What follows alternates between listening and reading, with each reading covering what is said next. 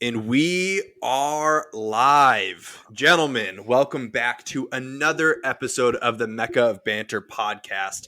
I am this week's host, Henry Wind. You can find me on Twitter at Henry Wind. It's kind of crazy, but season 2 is coming to a close. We've gone through, 32 episodes at this point? This is episode 32. Close to it. Yeah, we have like 2 game weeks left for some of our teams, only 1 game week left for other of our teams. Kind of crazy that it's coming to an end. What a great season it's been. But let's get a quick check-in with the fellas here. Lucas Winkleman, how are you doing, bro? What's up, boys? I'm good. It's Monday. Played a little FIFA earlier. It is what it is. Happy to be here. Oh, After gosh. Arsenal losing Heartbroken on the inside, but choosing to be happy because I get to spend the next hour and a half chatting footy with you guys. You sound like you lost your dog or something, man. Yeah, you do. It's the saddest intro I've ever heard in my life. Yeah. Did you expect a super? I mean, I don't know. I don't know what expected the better than If you were me? response is. Yeah, Yeah. I mean, well, welcome to the pod, nevertheless, Lucas Winkleman. Connor Sindobri, what's up, dog? What's going on, fellas? Happy to be here. I'm kind of ready for the season to be over, to be honest with you. It kind of stresses me the fuck out that United hasn't sort of wrapped this up yet, and I have to think about it every single day. But we're coming to an end here. So a lot to dive into this weekend. Some kind of bot championships occurred. A whole bunch of different stuff happened this weekend, so happy to dive into it and good to be here with you fellas. James, another man who's ready for the season to be over. Check in, bro. How are you? The season's already over in my book. We aren't getting relegated on to the next season. I don't care about playing United next week. We could lose by 30. I don't care. I think the announcers this weekend, when you all were playing City's second team, I think they said that you are officially finishing in the bottom half of the table. And it might be your worst ever finish in the Prem, or at least in the last, 20 years or so. So I bet Cool. you're stoked. On to the next one. Let's But get the season over with. You showed up. That's all that matters. Yeah, you're really here. Stoked to see you. Andy Hoover, what's up, dude? Yup, season's over. Just, round the corner, lads. No, we're good. Happy to be here. Enjoy this every week. So let's dive into why Tottenham's the worst. Woo! I'm excited to see you specifically on this pod. I'm glad that you made it through the St. Louis City game this weekend and you didn't get stabbed by a Kansas City fan. Our season tickets are just too close, but frankly, to the away section, that is. But an 11th minute pen kind of quells some of the anger amongst the home fans. So it really ended up being more playful banter once we kind of took them to the cleaners. So There you go. I love it. And last but certainly not least, gentlemen, I want to give a round of applause on this podcast. We have our gaffer, Mr. Ryan Butchart, securing his first district title as a women's head coach of Lafayette High School. Congratulations, my boy. How you feeling? Thank you, bro. I appreciate it. I'm feeling great, man. It's been a great few days, except Liverpool tied, which sucked ass. But no, it was great. I appreciated you guys being at my girls' games last week, man. It was fun. Dobes and wings for my eyes in the stands, which was awesome. I had some eyes up there to help me out, and it was fun. Good moment for them, bro. It was so much When's fun. the next game? Yeah, job's not finished. No, it's not. No, When's the it's- next game? State quarterfinals will be played this Saturday, May 27th. 6 o'clock. So if we win that, we go to the Final Four for the first time since 1999. Wow, That's bro. huge, man. But who's counting? That's crazy. Yeah, exactly Good for you, right. bro. You had such a good time that you almost left the trophy at Obie Clark's. So, Here's the thing. I had a few Coca-Colas. A little bit. Left Green completely. tea. Green tea. Couple sodies. Well, gentlemen, as always, we're going to dive into our weekly recap as well as look ahead to the big soccer Sunday that happens at the end of every season. We're going to look at St. Louis City and what they had going on against Kansas City. And lastly, we have our flowers and showers as well as Factor Cap, our weekly segment. So to kick us all off, Hoove, Tottenham against Brentford. You had a loss of 3-1. Yikes. I mean, you look happy over there. I don't know if that's like just smiling through the pain or what's going on. It's I'm bound back-to-back weeks, and I'll be the first person to tell you back-to-back weeks not watching the game.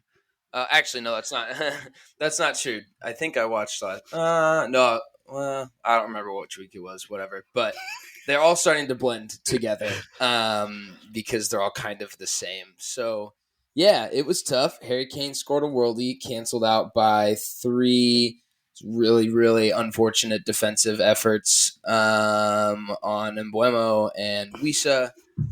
And they could, in fact, do it without Ivan Toney. So good for Brentford. Brentford's great. I really like Thomas Frank. I have no quarrels with losing to them, but I do think they looked so good in the beginning, in the first half. They should have had 2, maybe 3 goals. But, that doesn't change things when you're still susceptible to just letting 3 really weak, defensive, errors in. So sucks. Harry Kane scored a fucking worldie, bro. That was sick. But other than that, rather disappointing. I think the worst part about all of it, and like I went on a little rant to you guys, and I don't even feel like I have a rant in me, but it's just Until weird. Butch starts talking about Liverpool, you'll find it. Yeah, you'll find it. We still haven't gotten to that one yet, but it's just so disheartening, and there's just nothing to look forward to. And like sometimes, Spurs pull some things out of their ass, like Conte coming, and like I was more gassed about that than I had been related to Spurs since 2019. So like it doesn't matter what we do; they just piss it away. They did the like end of season honors or whatever after the game. Tone deaf. There were levy So out. stupid, bro. Tone deaf. So there were levy out balloons on the field.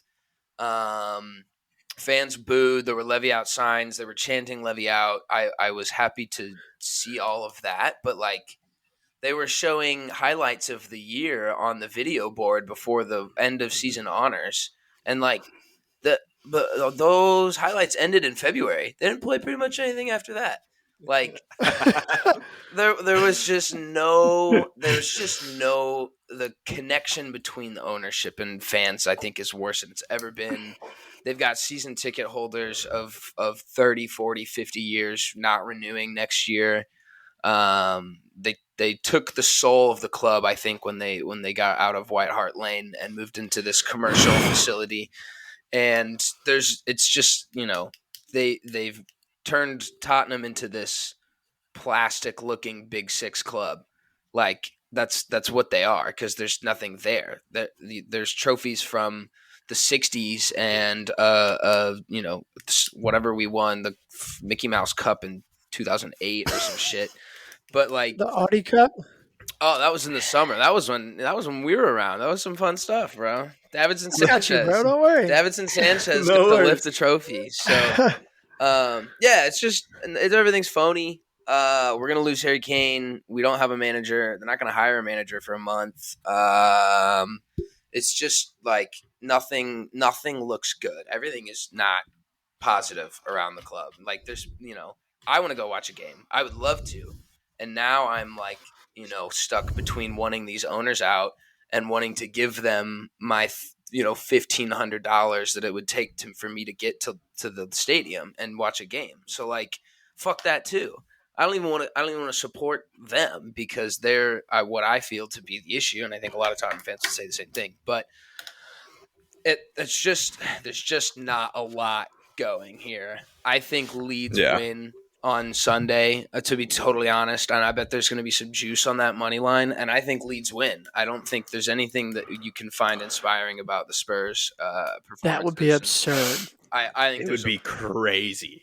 Dude, just to stay, like the win means they'd essentially probably stay up on the last day. They would need Everton to lose. So pretty much I can't wait. It all comes down to Everton, who's playing Bournemouth at home. But like Ellen Road's not an easy place to play, and we've seen week in and week out that these guys are allergic to pressure, and that's going to be a pressure-filled situation when realistically they don't have anything on the line. There's nothing They're not fighting for jobs next year. They don't even know who the manager is going to be. We're not if we get 3 points and some results go our way with Villa, we'll play in the Conference League, which worked out great this year. It was so fun, or last year. So, yeah, you can. Nobody hates Tottenham Hotspur as much as Tottenham Hotspur fans. I swear to you, that is the most true statement. I mean, you said tone deaf. I think that's the word. Yeah. I think that they've just shown that they're tone deaf, and quite honestly, I don't think we're doing much better over here with Manchester United. Our owners are shit too. I think tone deaf is the main thing. There's a horizon on your guys' end at some point. If the Glazers do decide to sell, that's a win. If the Glazers don't decide to sell, there's still conversations about potentially somebody coming in. I feel like you have had a year where you have a coach that you trust, and there's just things that are in place for you guys that have never really been in place for Tottenham. So I know I see where the comparison and disconnect is, but I just think it's so unbelievably blatant at Spurs that it's tough to truthfully want to get behind and watch. But I picked this effing team, and I'm going to be the weekly resident Tottenham fan on this podcast every week. So bring on the transfer rumors, lads. Let's do it. We're so happy to have you, man. You playing Leeds this Sunday. Be a big one for you all, an even bigger one for them. So hopefully, I say this lovingly, I hope they show up for it. Thanks, I man. want Me too. a fucking soccer Sunday relegation battle thriller for the teams in the bottom 5. Yeah. I want it to go up and down and sideways. I hope that it's crazy. But yeah, me too. Butchie, good evening. Good evening. Good evening. You also got good eveninged this weekend and should have lost the game, and you were fortunate to pull a goal. 70 minutes of stoppage time. Dude, seriously, unbelievable. Butch, let me just ask you, bro, how does it feel being carried by the league through the season? Not on your tactics, not on your players, but the league saying, let's give them let's give them every chance to pull a point. How does it feel? Oh God! What was it? 10 minutes of stoppage time? You guys are statistically the highest team with plus minus in VAR in the entire Premier League. That's tied just with a fact. It's just you guys. Yeah, it's not a Look tie. it up, bro. Just you. He says prove it, you say it, and then he says cat. We've looked into this stat. It is a fact. Yeah. We needed you last week, bro. So we got 2 weeks of ammo for you. Let's steer clear of the VAR stuff. I got Pablo Escobar over here, Hoover, looking like he's ready to come at me. I want to wait a second here. Let's talk about the game. Jacob Ramsey's the truth. So, Aston Villa played well. Scored for Jacob Ramsey is the truth. Yes, in sir. all honesty, I'd like to see him. I know Villa's fighting for Europe, but I would like to see him go to a top 4 or 5. I think he could fit in at a really top club. He's a good player.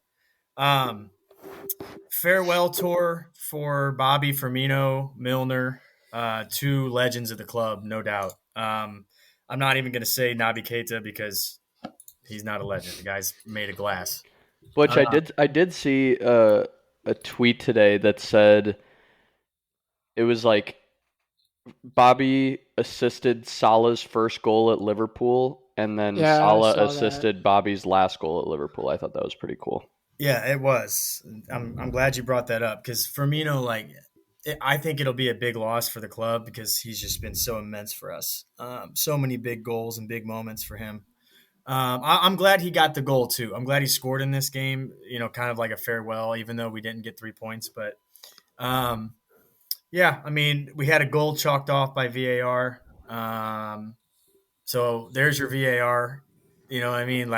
They chalked it off. If we were paying the federation, they would have kept that shit. Yeah, if you weren't, you'd be tied with Chelsea. Oh shit. True. Anyway, no, it was a decent game. I thought I genuinely thought we were going to score more than one. I was looking for a second. I wanted a second. It's honestly a big momentum boost for United because now everything's in their hands. Like we have to bag on you guys losing 2 games for us to qualify. So you got to go back-to-back L's, which I don't see happening.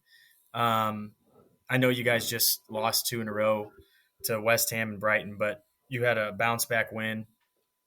I think you guys will win out or at least stay above us. So it'll be tough booking my Thursday afternoons. It's going to be tough, man. I haven't had to do that in a very long time. So Winks, I feel your pain, bro. Oh, bro, I'm stoked. It's like a weird feeling, and I was going to talk about it briefly when we get to my game, but like for the teams who like go back and forth between Europa and Champions League every year, you don't get quite the excitement that you do from like not being in the UCL since the 2016-17 season. Yeah. I don't know. I'm stoked. Yeah. But overall, move on. It's over. No more Liverpool talk. Anyways, who's next? Dude, That was awfully quick. Dude, it was quick. I still am like waiting for next season to Butch like actually perk up when he's talking about Liverpool. I mean, the last 4 episodes he's been on, he's like set world records for how short he can talk about this team. Because I don't even think Butch likes Liverpool. I think that everyone in the league, including Butch, is just like, fuck that team. I don't want to watch them anymore. Bro, Butchie just won a league title, bro. Barca, Xavi was lifted in the air and shit, bro. But Here's Yeah, the look at that man's Here's wall the behind him. Not a single Liverpool thing in sight. First bro, of he's all, a closet Liverpool fan. hey, stop, you boners. First of all, the flag on my wall is Lionel Messi. Okay. Second of all my Liverpool stuff is at my classroom at school, and it's right next to my desk. I call it the Liverpool corner. If you talk bad on Liverpool, you're getting an F. Okay, I'm writing F on your essay. You wouldn't, though. You wouldn't. I don't believe that. I don't believe that either. Okay, maybe not. That was exaggerated. Dude, Don't talk shit. That was a cap. Yeah. But no, in all honesty, the reason why I haven't talked much is like I'm like you guys. A few of you have said I'm waiting for this season to be over. I want to see what transfers we bring in because we're linked with Alexis McAllister, who I think is a good fit. I know some of you guys think he'd be an average fit. I think he'd be a great fit. Super average. He's overrated. James, you have no room to talk about average. Spent $500 million I on think I have a vast knowledge of what is average. Yeah, I think Jake Like, is probably the literally doctorate of get 12? average. Just Yeah. calls it Yeah. like he sees it, bro. I would take Alexis McAllister over every single player on Chelsea's midfield. Every single one. stop! I think dude. that's Right just now. not true. There's Yeah. no way. N'Golo Conte, Mason Enzo, Mount. Mason Mount. Kovacic, Butch, Mason Mount, Butchie, bro. Mason Mount, who you're begging for. No, Mason Mount No can chance. Mason Mount can clean my cleats, bro. Mason Mount can clean my cleats, okay? The only person on that team that I would He'd take step in and be your best midfielder. is Enzo. Calling it. Enzo is the only one I'm taking. That's it. I'm not taking a 32-year-old Conte. I'm not taking freaking Kovacic. I'm not taking I would take Butch. Kovacic in a heartbeat. Butch. I was going to say, I'd Takes are take him. not wild. easy. I want to keep him. These are 29. wild He's 29. takes. No, I don't want that. We just signed Casemiro at 29, and he's the best midfielder in the league. 30, actually. Whoa. Exactly. Okay, he's Hot- not the best. hot You take. think he's better than De Bruyne? Hot take. That's You're just- out. Look at you. You're laughing because you know I'm right. Freaking best midfielder in the league. He's man. the best Bro, at getting suspended Bro, from I'm games. trying so hard to have your back, and I'm like, ooh. Like, I don't know if I Bro. can say that. Bro, Bro. he'd be even better if he wasn't out for 6 games. But that That's does true. have a little bit of a But Yeah, yeah, no when you facts. insult somebody, yes. chip in his argument. Hindsight's Oh 2020. my god! But Well, Butch, I Just think wait, bro. when we get to your, whether it's next week or the week after, when we get to our season recap episode, I'll be really curious to hear you talk about, your season, your best players, what's ahead in the transfer window. But moving on, You all already know our best player. It's Curtis easy. Jones, Dude, stop. Curtis Harvey Elliott. Jones. Stop. James Jake Paul. Milner. What's that guy with the T and the S? The Simis ass? What's his name? Gundogan. Since I heard that, I don't know how to say his name, but that was kind of a joke. But I have heard English pundits this week. I've been listening to people say Gunwan, and I'm like, wait, what? Like every time I hear someone say it incorrectly, now I'm like, that guy fucked it. He's English. Like he lives there. He does this. Yeah. For a living. Dobes, man. 1-0 result against Bournemouth for our Manchester United boys.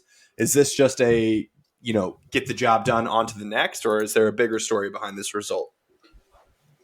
It's a little bit of that, but I think there's no secret if anybody watched the game. Like we dominated possession, but that was a little bit of it. We had a lot of great spells of possession. Eriksen, Bruno. Our back line was fairly quiet the entire game. But going forward, we just don't have it. We don't have anything dangerous. Like we've been saying this all season, like when we don't have Marcus Rashford, we just don't look like the same team, and how much we rely on one player.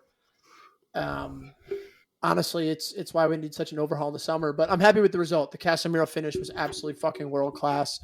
Yeah. I think the adjustment that he had to make after that ball got deflected, like the little header, and he had to sort of turn his body. Like, I think the finish isn't getting enough appreciation. But I think the other side of it is the fact that, not to just sit here and like keep saying it, but we are still in the final. And if you look at our form versus Man City's form of what they've been, like if we show up how we had the last 3 weeks, like it'll be 6-0. Like, and I think that's what I'm a little bit. To where, like, yes, we do need to clinch. We need 1 point for our next 2 games. I think we're going to get it done. Our home record is unbelievable. But I think in terms of we still do have a final to play, and watching Man City go and do what they did against Real Madrid, watching City do it week in and week out, even with their second team, and then watching us squeak out a 1-0 win against Bournemouth. Like, obviously, I'm happy with the result, but with a final, it doesn't exactly give me confidence. Yeah, I think that's well said. I think for a lot of the season, we've had the occasional slip up of, obviously Liverpool 7-0, Brighton and Brentford both 4-0. Like we've had our slip ups, but a lot of the season we've been pretty solid defensively. Like that's what we've kind of built our season on, and knowing that we're going into City with kind of a makeshift back four, without Lisandro Martinez, potentially without Varane being fully healthy. It does scare me a little bit, but I am stoked that we got the job done, over the weekend. I do have just, man, and I'd be curious your all's thoughts on this as like the non-United supporters, but I have just so many doubts about Jadon Sancho. I don't think we're going to offload him in the summer because I don't think anyone's going to pick him up for the money we'd be asking for him. But for me, I'm like, he's kind of on to his last leg. What do you guys think with Sancho?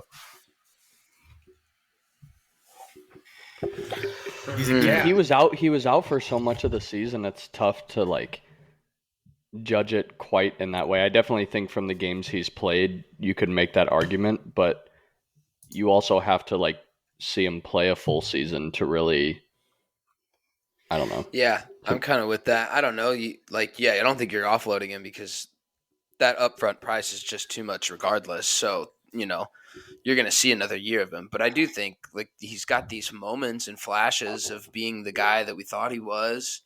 But the lack of consistency is concerning for sure. And, I kind of feel for the guy. But when you get paid $300 whatever a week, there's an expectation that kind of comes with that. Yeah. Yeah, I'm with that. I do think there's a player there. What's funny, Hen, that you said this. I actually thought that Sancho was actually halfway decent. I just pulled up his stats from the weekend. It was 86 pass accuracy, 24 final third passes, 9 ball recoveries, 5 found ground duels won, 4 and 4 dribbles completed, 2 key passes. So there's a player there. On his day, I think that you can turn back the clock to what he was at Dortmund, but I think Hoove hit the nail on the head where the inconsistency is what, especially with the price tag, and you add all the sort of different things to where in the Prem, you play at Manchester United, you have to perform or you're going to get criticized. I'm kind of just banking in the back of my mind, hoping that, you guys are right, it takes a full season and a full preseason of being in a good headspace and knowing you got to be able to play may help him improve, but I also feel like that could just be a pipe dream. He needs a 9. Yeah, bro. A lot of your Yeah, all of your guys need a 9. 100%. he's such a possession-based player too, where he likes to get in and combined. And I mean, he should and has the ability to at least take guys on one-on-one. But when he has somebody to combine with at a 9 consistently, like he can be nails. So I think that's a great shout. I'm hopeful. Will we take on Chelsea in the weekend? We'll get to that in a second, or midweek Side rather. note, Yeah, what's up, dude? When is Anthony gonna learn when to make the pass when he needs to make the pass instead of shooting? Holy shit, or bro. shoot Dude. when he should shoot instead of making a pass or taking 5 or 6 more I dribbles? hope Because summer, man. because a few of you watched that game with me on Saturday morning, and Henry's jaw was just dropped for like 30 straight seconds It was on the in one floor, of those bro. instances. I've seen it's videos. crazy. I've seen like TikToks all week of guys rewatching the United game, and like they would like pause it and restart it. Like he's like, "I'm making this pass. I'm making this pass." Like starting it. He's like, "I'm making this pass now." Like, no, that's insane. Unbelievable. The weak foot shot attempt was almost even worse. He was like 7 yards out goal, and it went to his right foot. And it's like my left foot when I try to shoot it, bro. Went straight wide. And then there was another chance that he had on his right foot. Like it was a clear through ball. Like he was He just clear didn't on. even take it. Yeah. Didn't even take it. He just tried to cut back, and then by that time there were 2 or 3 defenders on him. And bro, He's lucky he has his defensive work rate, or I would even just shit on him. But that's that's about all he has going for him. Yeah, 100%. I mean, speaking on getting shit on, Nottingham Forest pulled out a 1-0 victory over the Arsenal Football Club. Transition. that's an Quick exaggeration. Twinkie trees, baby. That's an exaggeration. Trees. I want to call something out. I made a call out on the pod a couple of weeks ago about how Arsenal are going to lose to City, and that is not the last time that they're going to drop major points this season. And that happened, brother. What a terrible, terrible showing from the Arsenal Football Club. Any other comments to add there on your wonderful intro? Thank you. 644 passes to 80. That's right in Jorginho's wheelhouse. Accurate passes. They completed over 700. And that's the crazy part, Jake, is like to me. So had a couple of the guys over to watch the game. Had an electrician over at the same time and was having to like run out and help him. So I didn't get to sit down and like watch the full thing, but have since watched. Thanks, Butch. We can't see anything though. 1-0. But have since, read a lot and watched a lot of clips. And from what I saw, Jorginho looked like one of our best players on the field. Odegaard didn't have his best day. Not the result we wanted, obviously. In addition to having, 4 key injuries, I feel like I don't have any room to talk about being injury ridden like Jake does. But, towards the end of what's been a super underwhelming season, this ending to the season has been underwhelming on top of what's been an overall awesome. Yeah. All right. On top of what's been a super fun season to watch. I think that we all expected Arsenal to come out differently after losing to Brighton last week. But you guys saw, we just didn't do anything with the over 80% possession that we had. We led in every single stat category except for like big chances, which is obviously the most important one. So, really weird lineup too. Kiwior and Partey were our wingbacks.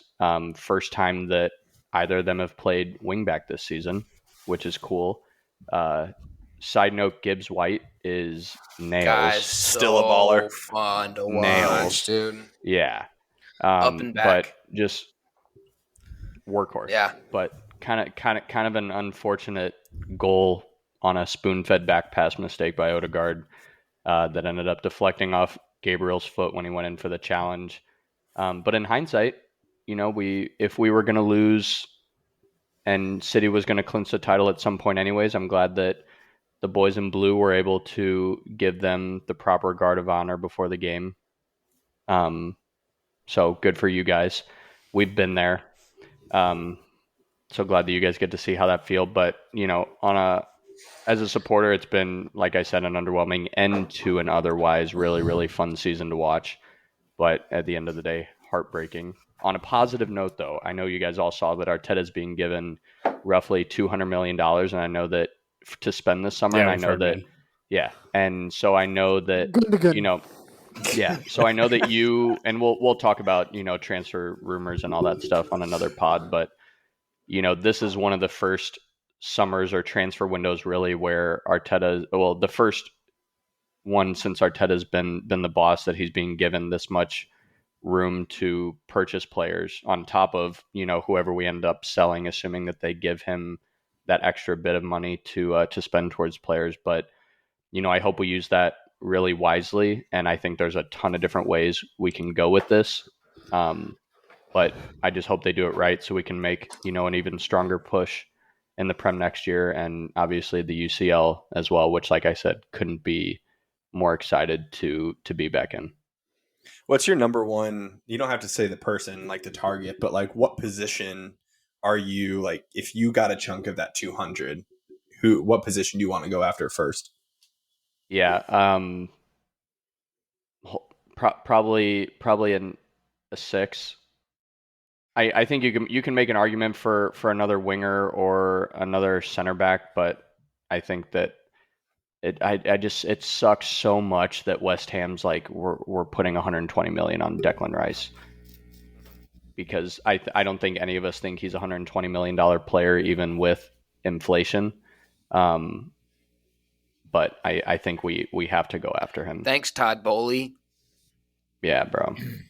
Well, you have to replace Xhaka. Yeah, because he's out. He gone. We do. That's a starter. And so Rice, Caicedo are the two main guys that we're linked with for, they could play that position.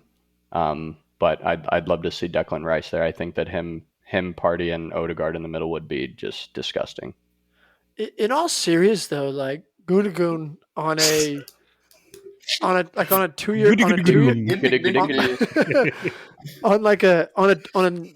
2-year deal. I think obviously you have to get somebody else. Like who knows if these rumors are true? Of course, Arteta likes him. He would be a similar signing to the reason that we signed Jorginho in January, in my opinion. Like two years, price, older guy, cheaper, a lot of championship experience. City reject.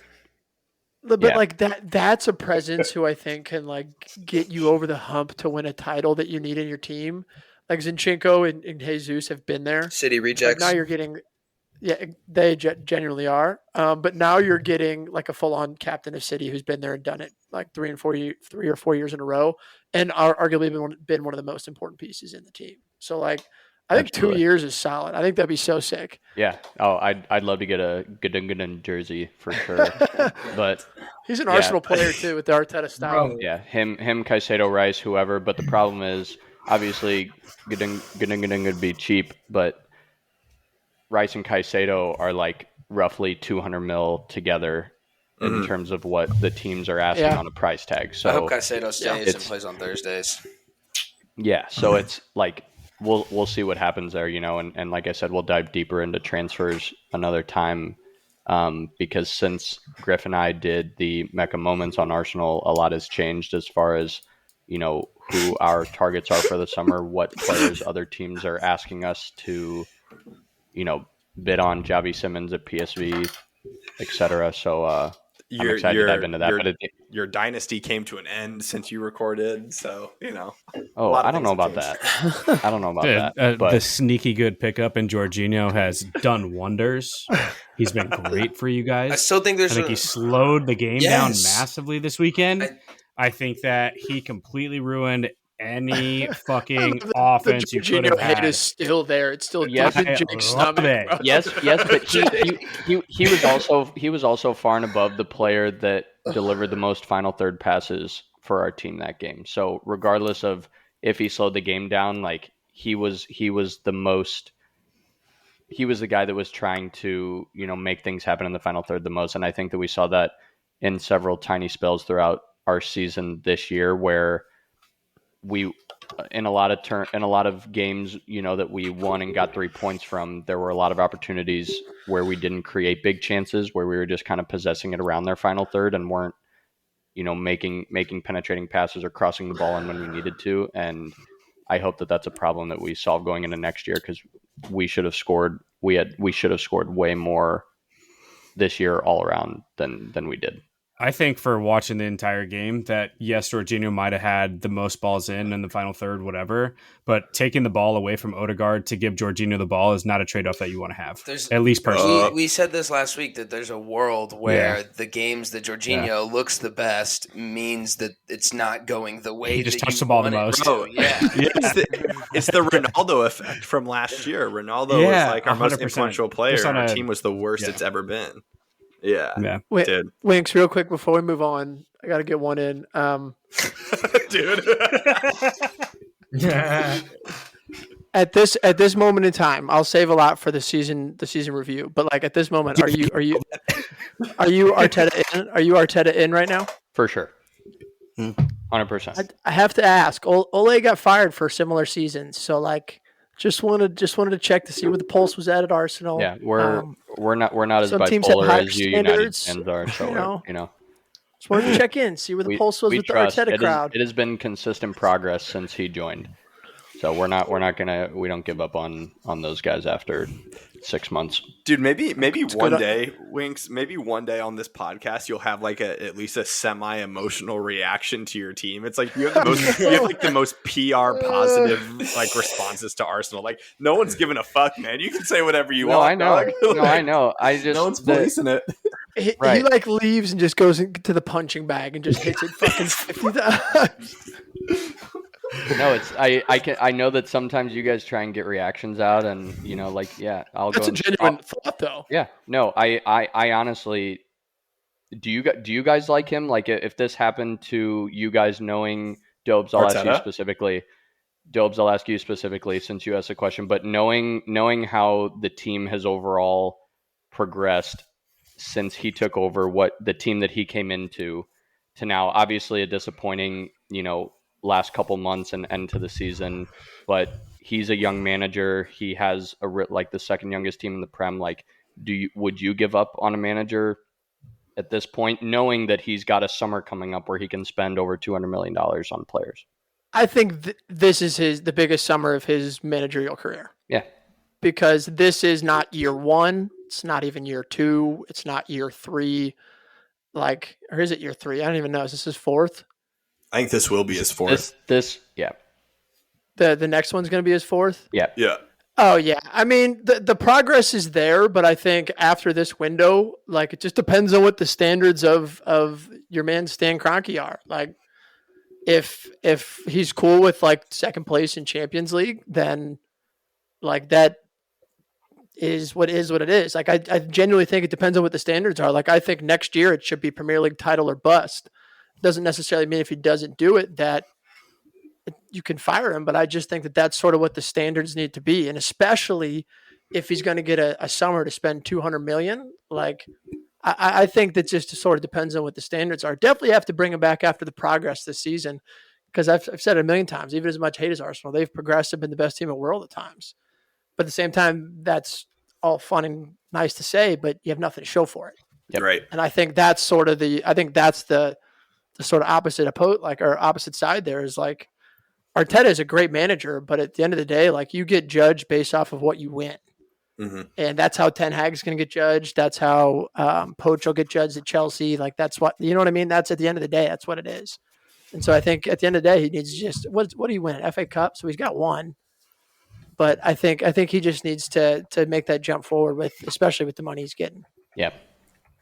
Yeah, I agree. I think this upcoming season's a big one for him, and if it's anything less than a title, I think that it's deserving to have the conversation that he might be out at the end of the season, which is crazy to say, but I think it's there. Long way to go till then. Yeah, a couple more PR answers before then. So up ahead, we have Soccer Sunday coming this weekend. So all of the teams play on the final day of the season. It's one of the best events of the year. But before we get there, Chelsea boy, we have the Chelsea lost to City's second team, 1-0. And then you play United midweek.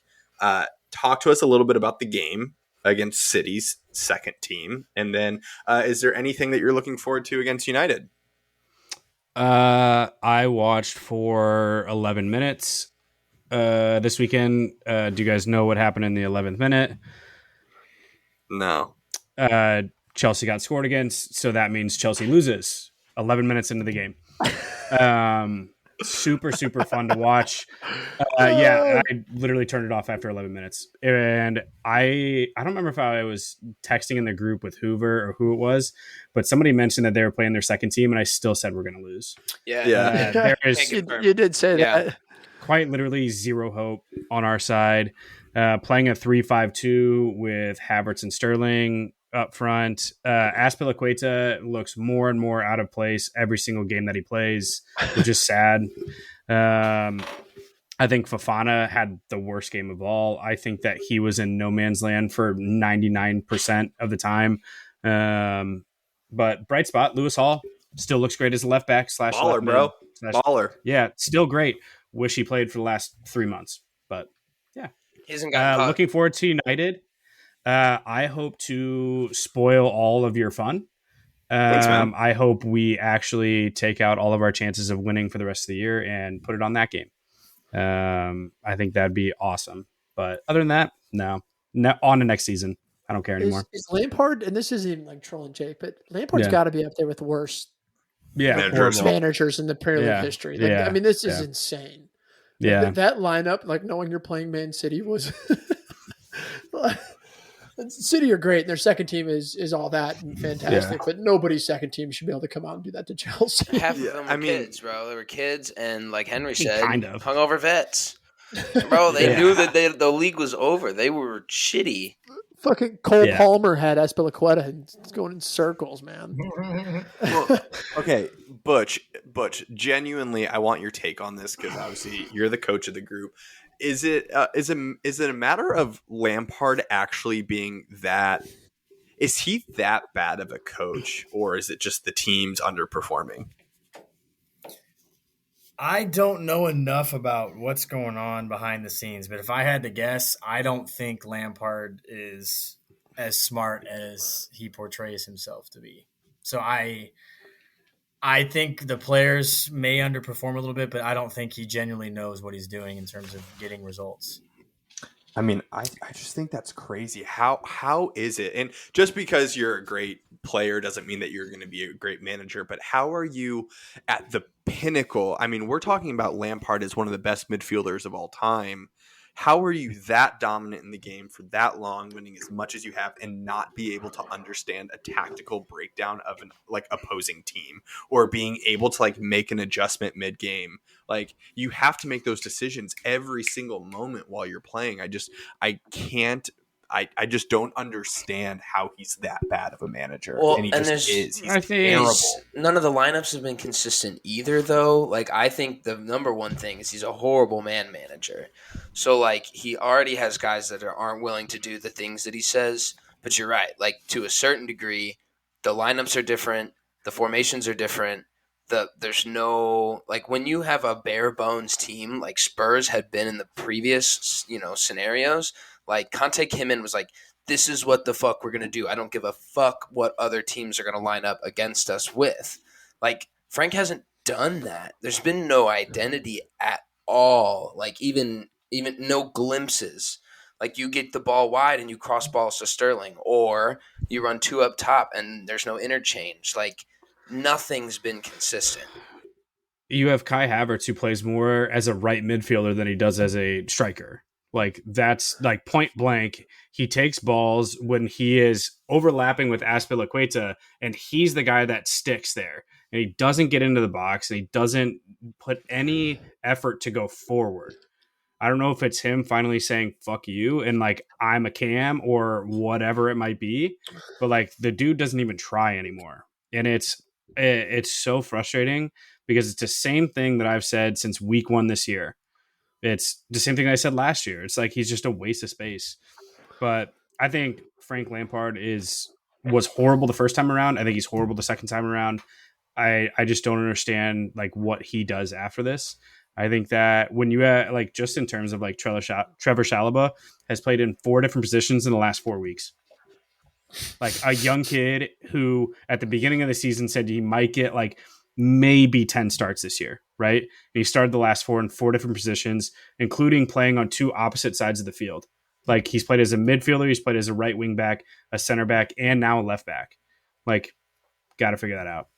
It's not good for consistency. Yeah, it's terrible. I think best case scenario for Frank genuinely is he goes and is an assistant somewhere for a while. I think he goes and like learns from a top class manager and maybe like revisits management in 10 years. I think he needs to get away from being like the guy, because I even think about like going to the MLS or something, and you still like you still have to know what you're doing in the MLS. Like it's not good. And if similar, he can't even go to like, in my opinion, he can't even go commentate right now. Yeah, like it's bad. Like it's Gary Neville after he did in La Liga. Like he had to wait a year before he could just go join in the booth because he was taking shit. Like, yeah. Could you imagine like Carragher, like all those guys, and just they just ream them. Yeah, like, it'd be terrible. He's got to take a couple of years off, in my opinion. Well, James, the bright spot for the Chelsea United game in the coming days is that we will be in New York watching that game together in a soccer bar in New York. So hopefully we'll get some content for the fellas up on the TikTok, up on the Instagram. So I couldn't be more excited to be watching that one with you. And to look ahead to Soccer Sunday, fellas. Now, we're not going to dive into each one of our teams because for the majority, if United wins against Chelsea on Thursday, then that should be the top 4 wrapped. And the rest of the positions, it might change a little bit between like 6 and 7s, but the top 8 is pretty solidified at the moment. The 3 games that I really want to focus on in this segment are Leeds versus Tottenham, Leicester versus West Ham, and Everton versus Bournemouth. Those are 3 positions that could go down going into the final day.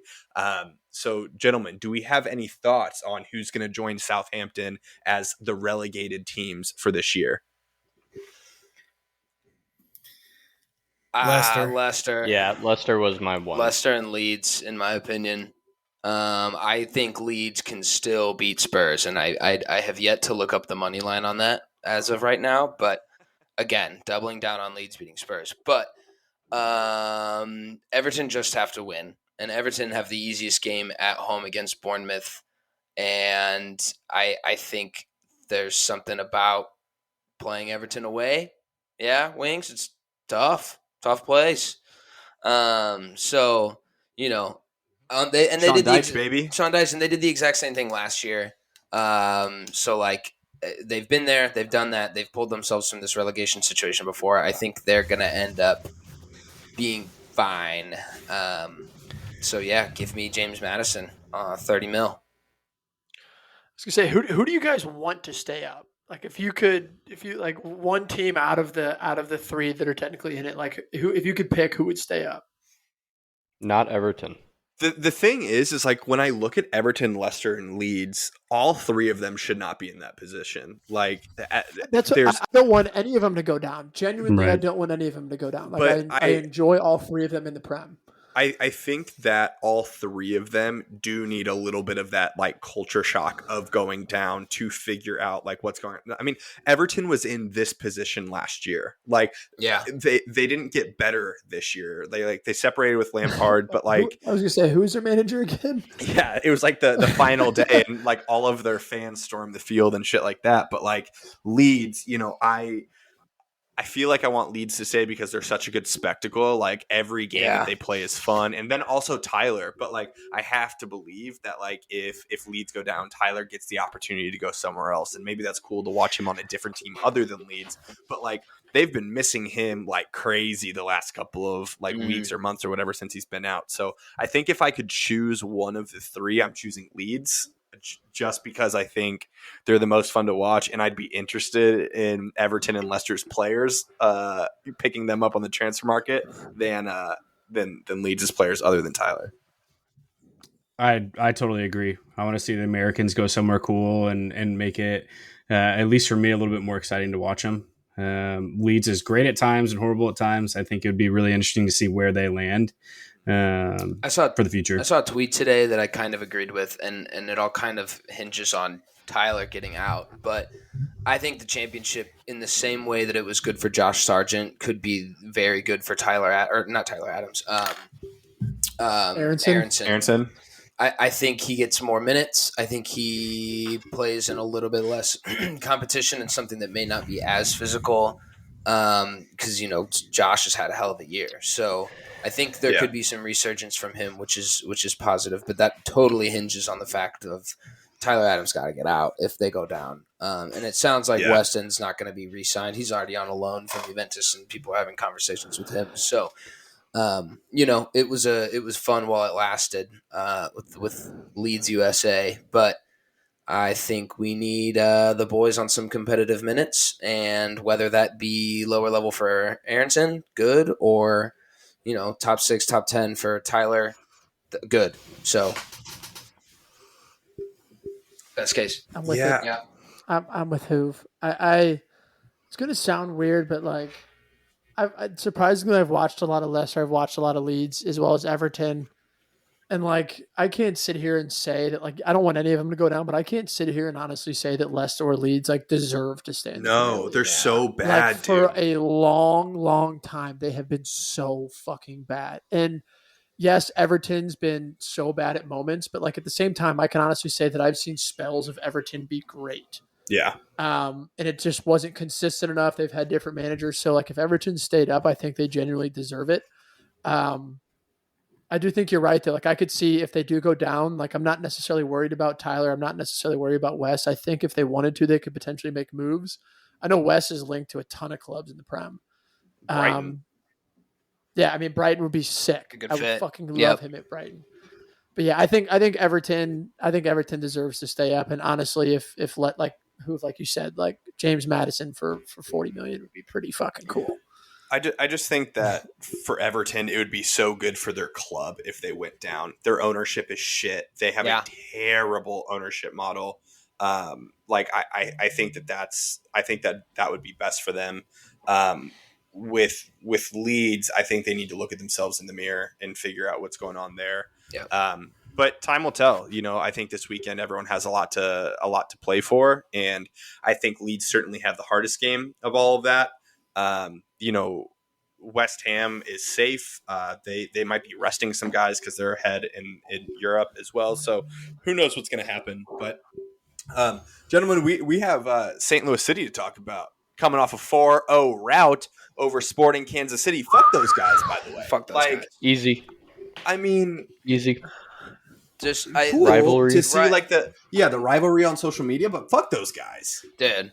I was seeing fans. I actually was just chirping all week on Twitter just because that's kind of what I do. But there were fans, like just some of the things that they were saying about St. Louis, the things that they were saying about their owner coming out and tweeting about St. Louis football history and relocation.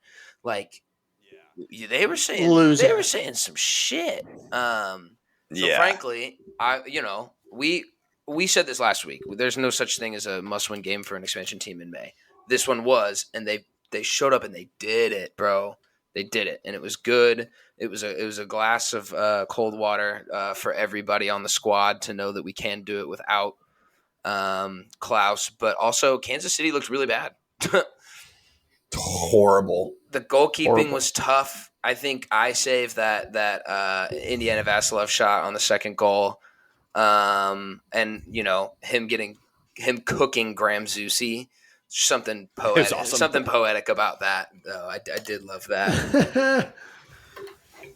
It was interesting watching, like from the get go. The lineups got dropped, and we were so curious of what was going to happen at the left back situation. Obviously, Nelson was on a red card suspension, so we knew that he wasn't going to be in the game. But Kyle Hebert comes in at left back and puts in an absolute shift. I tweeted it during the game.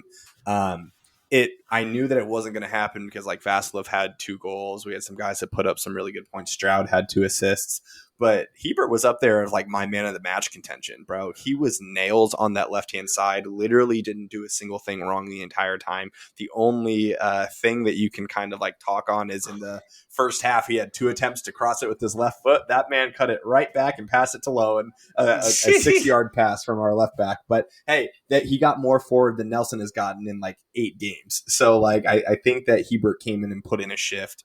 But how good was Indiana Vasilev, bro? Like he took that game over, was in all of the right positions, and I was so stoked for the kid.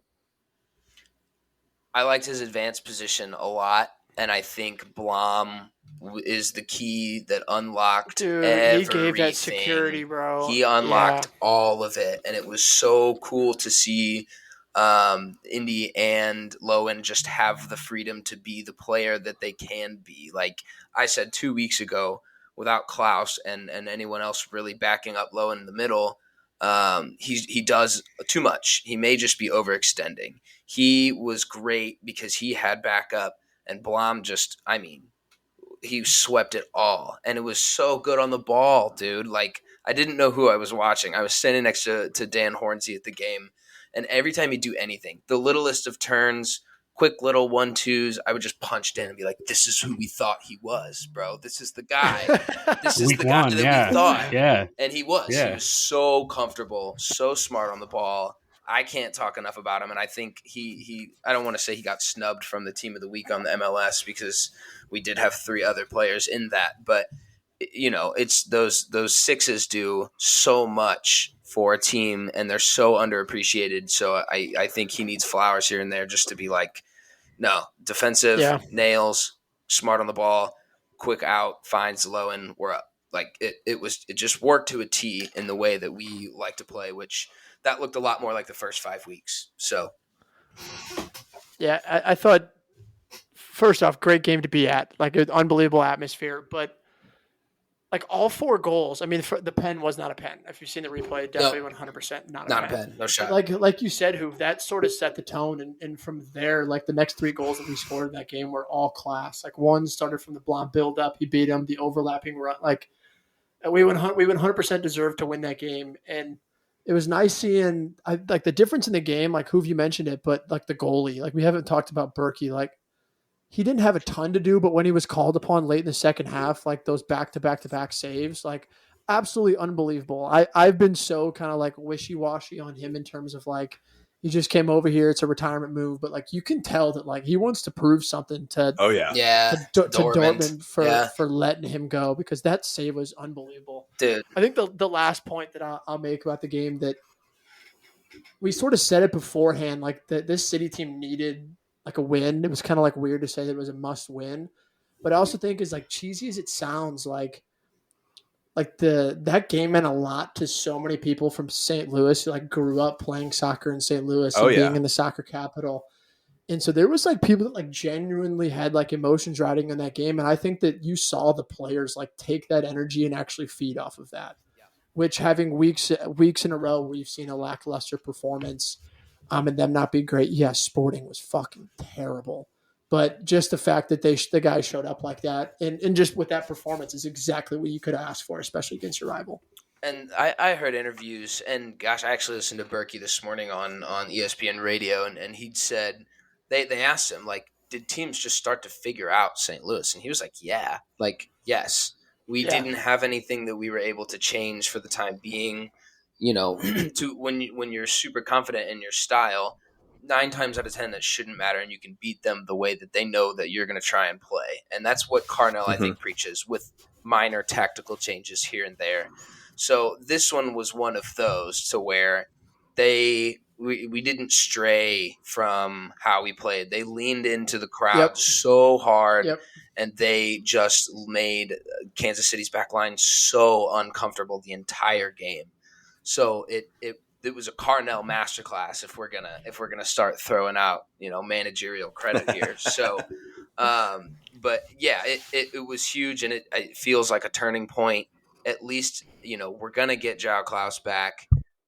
He and Nico just link up so well. I think, you know, there will be tweaks throughout the season, but it really is back to the way that we feel that we should play every week.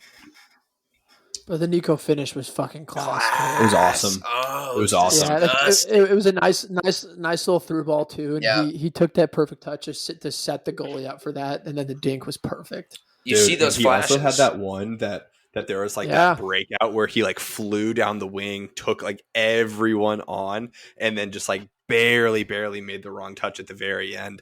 But like, it is funny. Like, I don't know if you all think about this, but like every once in a while I'll like watch the MLS and I'm like, I played soccer at like a high level. Like, how would I do out there? Like, if you threw me into that game, how would I do? And like, sometimes I'm like, I could have done better. I could have made that save. I could have whatever. That run that Giacchini made and like the center back was like chasing after him. I was like, I would have gotten dusted so bad. Like I would have taken that card 2 touches into that run. Like I was slide tackling that guy from behind. I mean, the wheels on that guy. Bro, Madison the entire game kept going, like, why aren't you playing? Like, why aren't you out there? I'm like, I have 2 tall boys next to me. Like, that's why I'm not fucking playing. Like, that ship has sailed, baby. But I was sick in my day. The St. Louis City Boys have Vancouver this weekend, which is a little ode to Timmy Parker's origins in the MLS. I believe that Nerwinski was from Vancouver as well. So I know that that game will mean a lot to those guys. So we'll see how we do this weekend. Before we move into our Factor Cap, we have our weekly segment of the Flowers and Showers. Now, this one is a group decision. This one is our first on this podcast where the whole group is taking these Flowers and Showers. So to start off with the Flowers, boys, I don't know about you all, but I'm excited for the U.S. men's national team. Can anyone tell us why we're excited for the U.S. men's national team? Flow. Florian Balogun is coming to the U.S. men's national team. He got the official okay from FIFA. He changed his allegiance from England to the United States. This could be the number 9 that we have waited for years. I mean, we've seen guys try to plug that position, and this one is by far the most prominent one that we've had. He's the only one of those guys that have done it in a Big 5 league since Clint Dempsey. So this is big for the U.S. men's national team. How are y'all feeling about it? Jacked. I do think it's funny though that he scored this weekend, and now all of a sudden they're posting about he's the first American to score 20 goals in Europe's Big 5 league. Yeah, I was like, did he score 1 as an American or he 20? posted like, it too. Yeah. He posted the video to be the first American. It, I was like, this guy knows it, bro. He's just spitting in Southgate's face. I'm jacked about it. I do think that he has the potential to be that 9 that we've missing. I've been binge watched YouTube videos of sort of his highlights, even from back like his Arsenal days, and he's a special talent. I do think he's got a lot of pressure sort of coming on his shoulders that like probably has nothing to do with himself. But just because he has scored 20 goals and he has done what he done this season, like people are going to expect him to perform. And there's also some guys who I'd definitely say he's better than, but are going to be fighting for that spot right behind him for that 9. Yep. So he's got to come in and score goals for us. But super jacked up for him. We haven't had like sort of a prospect like him as a 9, and I don't even know what if you want to call Dempsey a 9. Like, yeah, I mean, I don't even know who the last one was, bro. He's such a different kind of player, and what will be interesting to watch is like as this young core of Americans are kind of like building together in what will be the 2026 World Cup. The style of play is definitely going to have to get solidified. I think a lot of the times when we're watching, Jesus Ferreira drop in there or Brandon Vasquez, most recently drop in there, whoever else is going to play that 9, like we try to tailor our style around that. And sometimes they're not involved whatsoever. But I think that Flo is going to command the ball a little bit more. He's going to be asking more of his teammates. And I think that that's good for all the guys behind him. So I'm hoping that they can build that chemistry ahead of 2026. And, we have a lot of years to do it, 3 years before we kick off here in America for that World Cup. I think it's huge in terms of the competition, Dobes. You mentioned it, but I don't think this is a bad thing for Ricardo Pepi. Like, I think Ricardo Oh, yeah. Pepi Definitely not. is That's a good seeing shout. this at 19 years old after being the other most recent dual nat to be like, yeah, I'm going to do it with the American. Pepe's got a big move coming too. I think there's so much positive in his game too, and they're just not the same player, which plays into our hands Yeah. so well. So it at least gives us options looking in the next 2, 3, 4 years. But yeah, you're right. That you can't deny the season that Flo's had, and dude, he scored like 4 or 5 like full volleys in France this year. Bangers, Screamers, bro. It's insane. I love that. Now, unfortunately, on the showers side of the conversation, we're giving showers to La Liga and Valencia's fan base. Now, to welcome everyone into the conversation, for the entire, since he started at Real Madrid, Vinicius Jr. has just gotten racially abused every single stadium that he goes to. He's not the first black player to play in La Liga. He won't be the last, but for whatever reason, he gets it every single game. I can't even tell you how many times we've seen it this season alone. But what happened, this past weekend against Valencia is he was getting abused the entire game. Then the goalkeeper of Valencia just all of a sudden went ballistic, came running up to Vinny. Then one of Valencia's defenders put Vinicius in a headlock. All the teams came together, and somehow throughout it all, Vinicius is the one that gets the red card. No one else, no other suspensions, no other anything. And here we are, the day after, 2 days after the game, looking at that, saying, what the fuck is La Liga doing?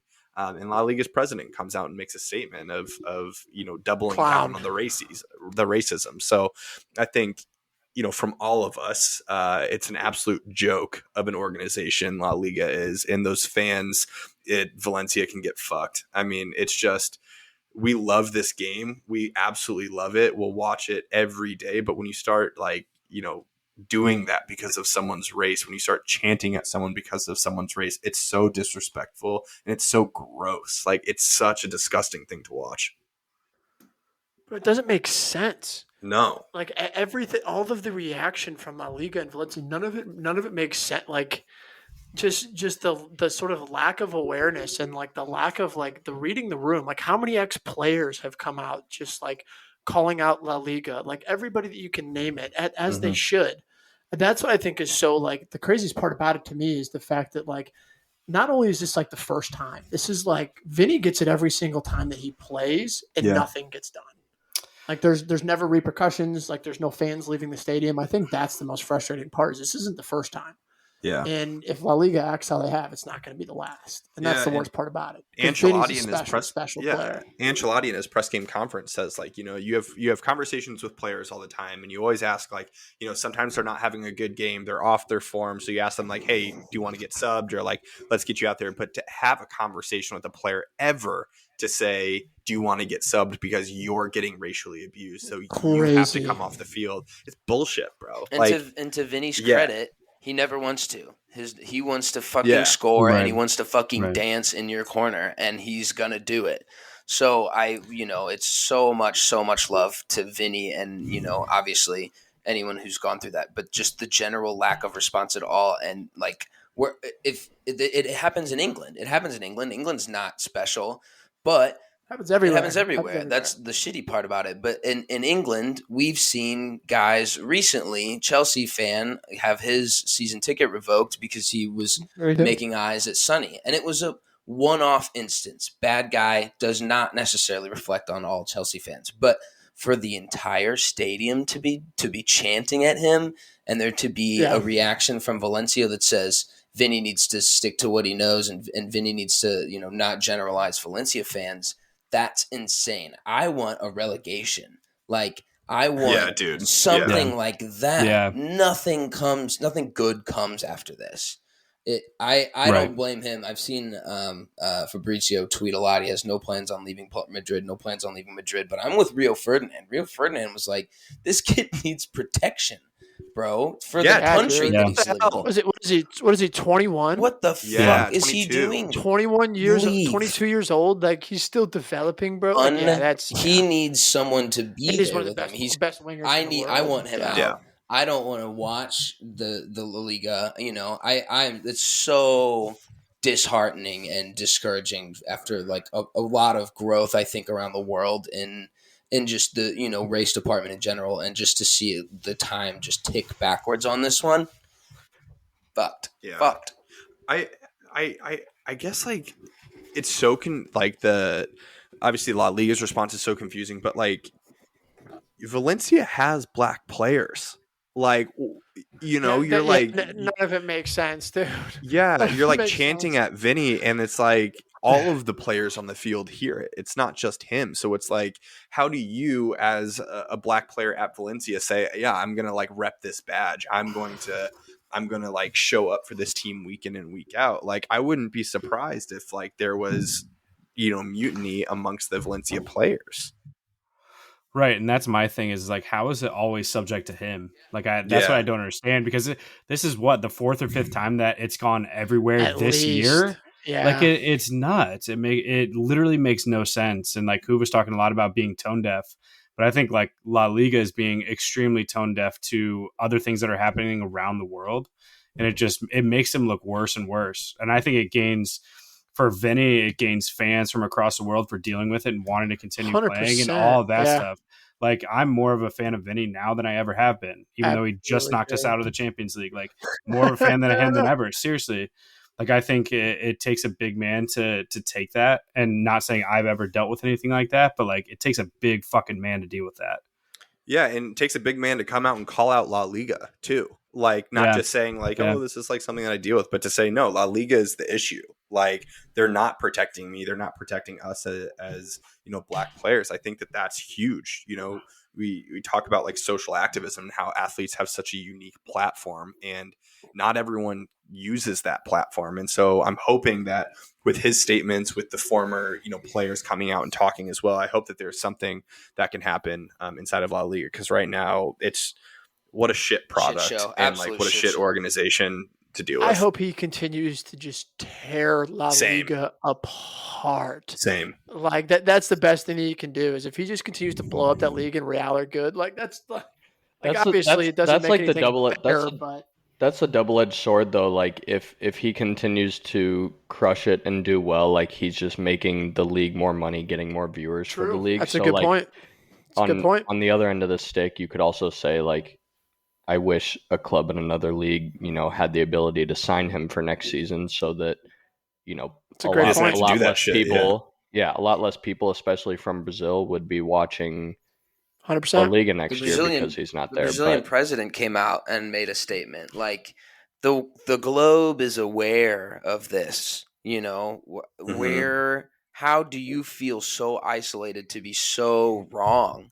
The Brazil won't watch the Spanish league anymore. Like as a country, it's useless to them. You just spit on Brazil's love child. Unbelievable. And there's supposed to be guys like Endrick, the 16-year-old in Brazil, who's supposed to be going to Real Madrid, next year or the year after. Like, that could fall through. There's just a lot of bullshit. But, gentlemen, before we hang the show up on Factor Cap, we have a huge game on Saturday. Borussia Dortmund is in pole position to win the Bundesliga for the first time in a while after Bayern Munich slipped up heavily against Leipzig. Under Thomas Tuchel, by the way, who has now lost more games than Nagelsmann, and yet is we got still secret agents everywhere, baby. We got them at ours. We got them at Bayern. We got them everywhere. So Dortmund that's the big game. If Dortmund wins, they win the title. So they play Mainz at home at 8:30 a.m. It's the only game. It's the only game that matters in that lineup. Now, how are we feeling? I know that you all, we all have been massive fans of Dortmund throughout the entire season, and Dortmund's at home. They can clinch the title. They can win in front of a home crowd. How are we feeling? Overly confident. I think, especially because Jude should be back at the weekend, and I think that's really all they need.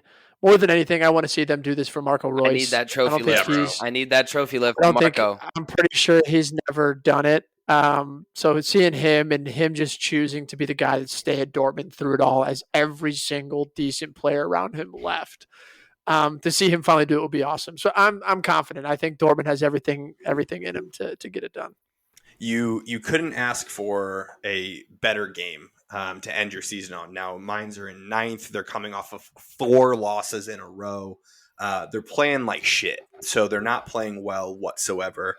I think that this could be the year, like we've said. I'd love for Royce, just like you said. But what a story in Sebastian Haller as well, to come off of cancer, to go through chemo, Brace come at the back weekend too. Brace at the weekend to lift them into this pole position. I think I look all over that team. Julian Brandt, who we laugh at like every week of like what he could be if he was like even an ounce consistent, but that man's in the team of the season for the Bundesliga. He's put in some incredible performances. I like everyone on that team. I want them to do it so badly. Royce is up there with like Totti, like Francesco Totti went at Roma. Like, yeah, dude, that like single club legend shit. Like I need that trophy loyalty, lift. man. I need that trophy lift so bad. Inject it, bro. Inject it. Now, Butchie, you want to take us home with a fact or cat? Yeah, bro.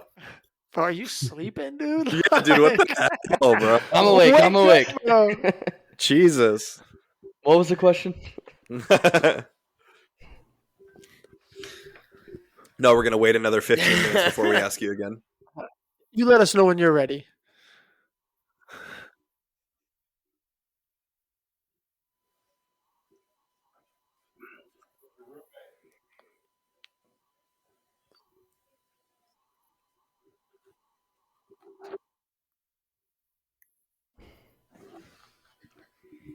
I mean, Haaland broke the goal record. I think what is he at 36 right now?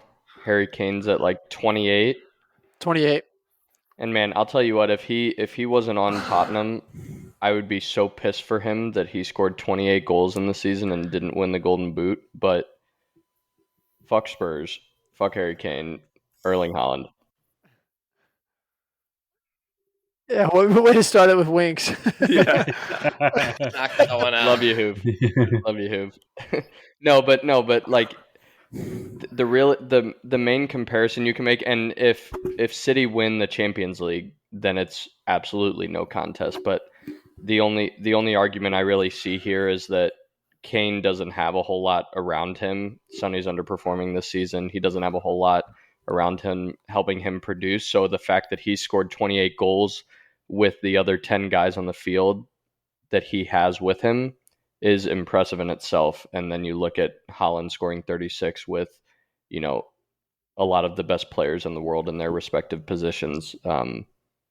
He should have that many for sure. But, at the end of the day, you can look at the players that you have around you on the field and who's able to feed you balls and send crosses in, but you still have to put them in the net. And the fact that he's done it 36 times and might win a Champions League and might win it and won a Premier League and might win a treble is Haaland for me.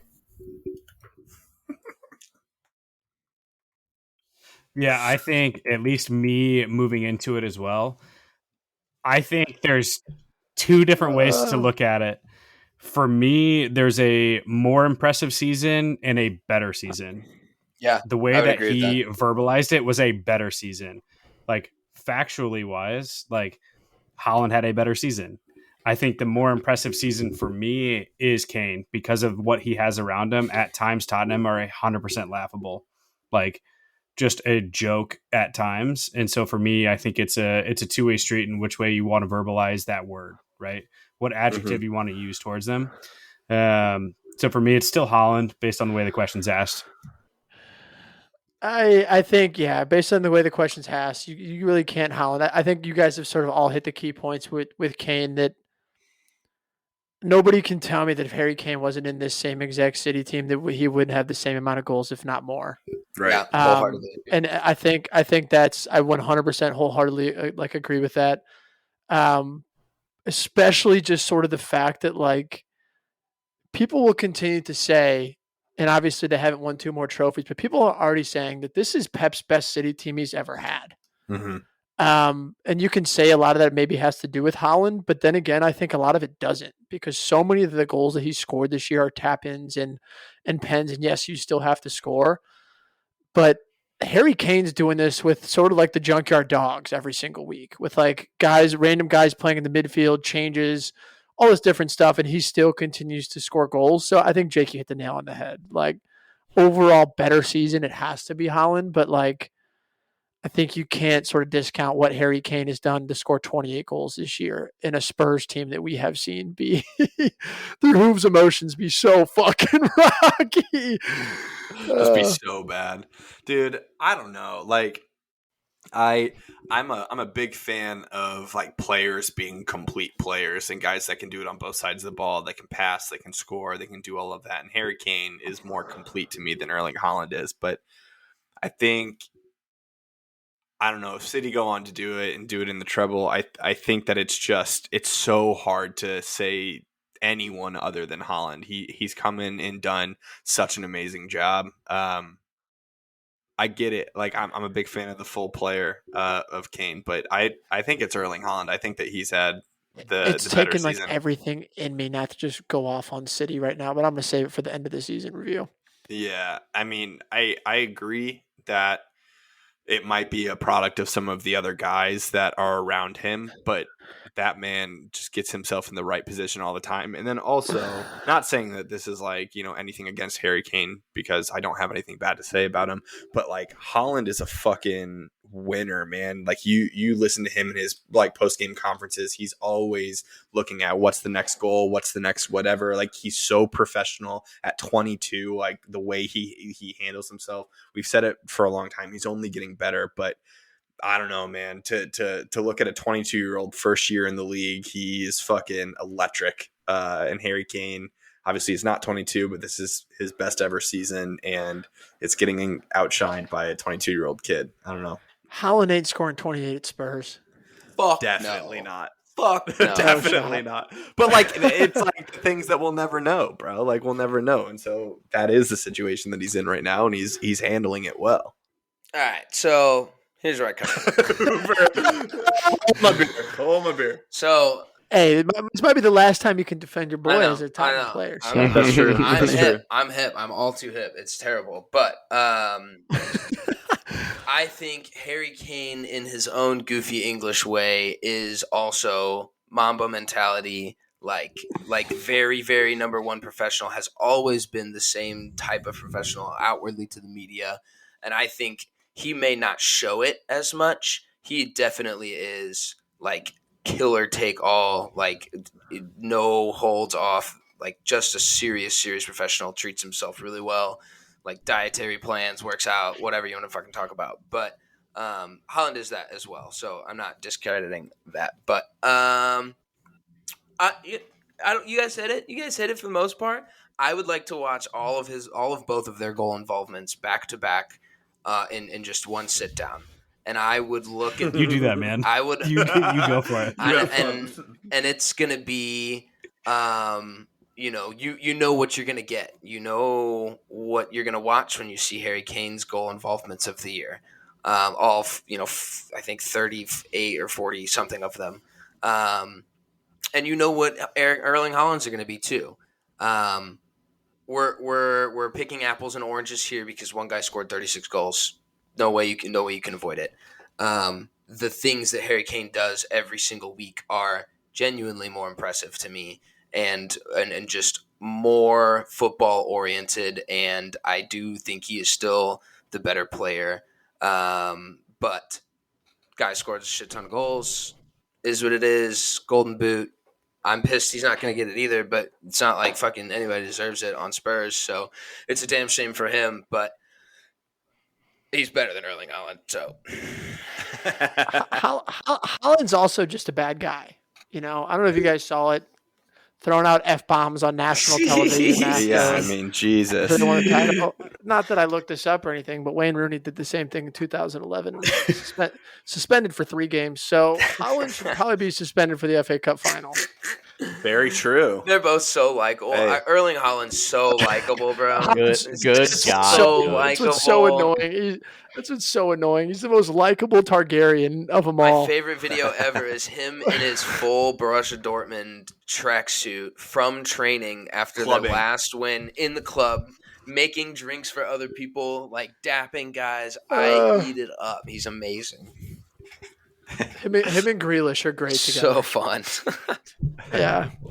So at this time next week, fellas, we'll be finished with the Premier League season. We'll be able to do some recaps, and that'll be a wrap for the Prem season. So congratulations on another episode, fellas. To all of our listeners out there, we have some big episodes coming.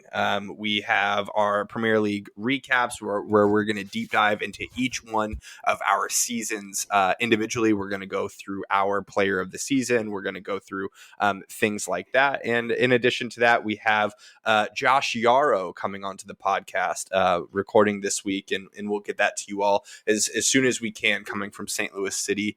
The first signing to our St. Louis City 2 team, captain of St. Louis City 2 over the last year, number 2 overall draft back in 2016, big time player. And we're excited to have a conversation with him coming up this week. So we'll get that to you all as quickly as possible. And cheers, fellas. Great episode.